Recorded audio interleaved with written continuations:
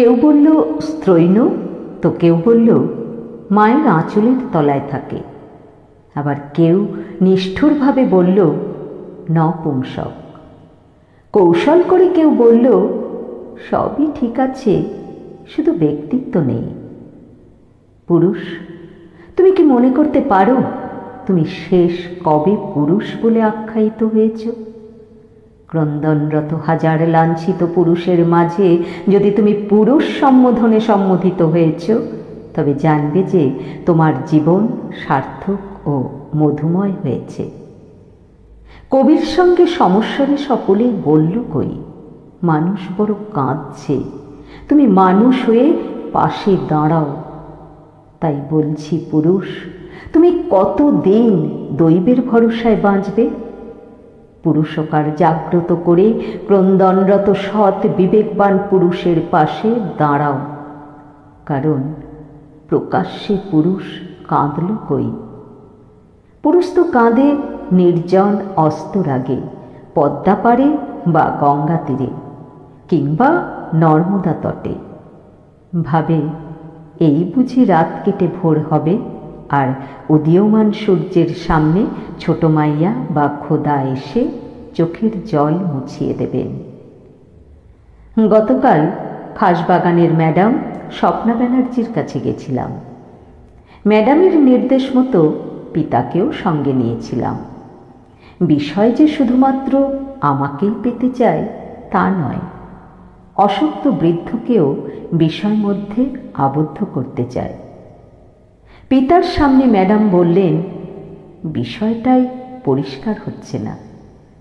আপনি শিক্ষকের একমাত্র পুত্র, বোন নেই, যথেষ্ট ভদ্র সুশীল সচ্ছল পরিবার, জুয়া খেলেন না, পুরনো লাভ অ্যাফেয়ার্সও নেই, পরকীয়াও করেন না, মদ গাঁজা খেয়ে এসে মারধর করেন তাও না।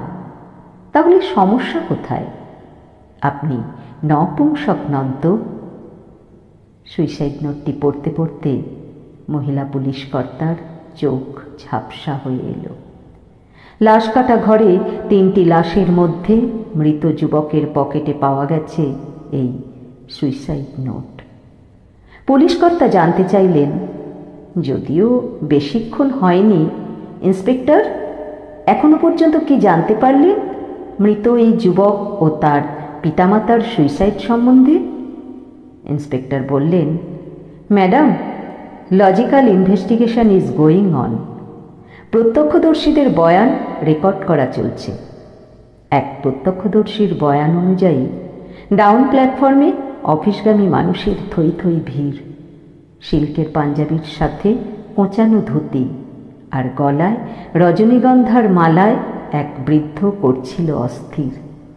সঙ্গে বৃদ্ধর ছেলে একেবারেই ধীর স্থির, সেও পড়েছে মালা, তবে পায়জামা পাঞ্জাবিটা সুতির, আর বৃদ্ধার গলাতেও মালা, পরনে বেনারসি, সম্ভবত কোনো মন্ত্র জপ করছিলেন করে বিড়বিড়। চলন্ত ট্রেনের সামনে 3 জন ঝাঁপ দেওয়া মাত্রই এমার্জেন্সি ব্রেক টিপলেন ড্রাইভার রেলগাড়ির। তখন সে কি গতি, রক্তের ফিনকির! পুরোটা শুনতে পারলেন না মহিলা পুলিশ কর্তা। তখনও ওনার কানে অনুরণিত হচ্ছে লাশ কাটা ঘরের সেই জীবন্ত কথা, পুরুষ, তুমি কতদিন দৈবের ভরসায় বাঁচবে? পুরুষকার জাগ্রত করে ক্রন্দনরত সৎ বিবেকবান পুরুষের পাশে দাঁড়াও।